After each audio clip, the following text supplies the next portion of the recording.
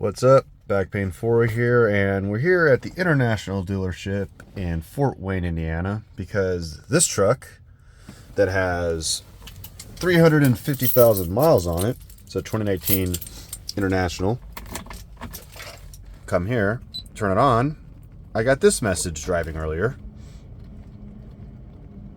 See what's going to do it. Yep. Stop vehicle engine. So, put this down here. So basically what's going on in there, you go to the codes, that code right there is for engine knock. And I'm not going to turn it on, but believe me, the engine is knocking.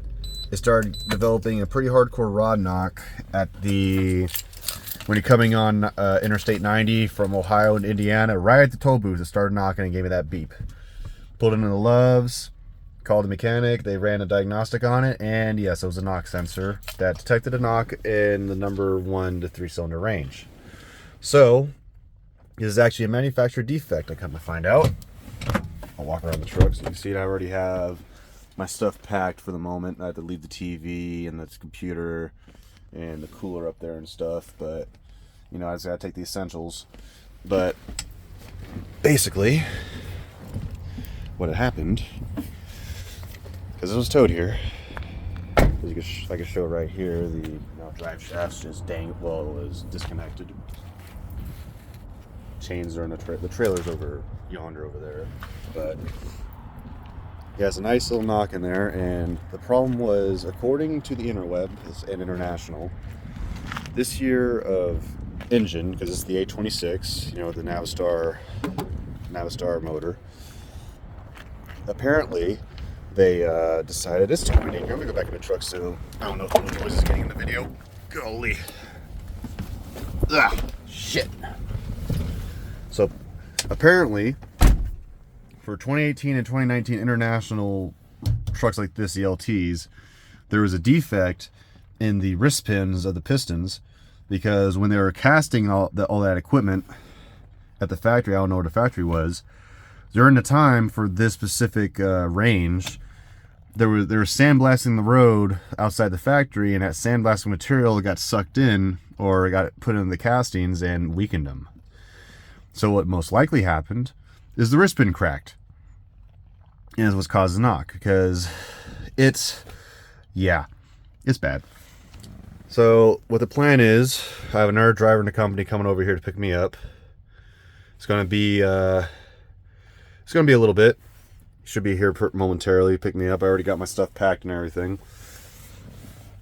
Take me back to the yard, get another International, was a 2021 or 22, and roll with that until this one's fixed. What they're going to most likely have to do, they're going to have to take the motor apart, but if they detect any metal in the oil pan, they're just going to write off the motor and put a new motor in.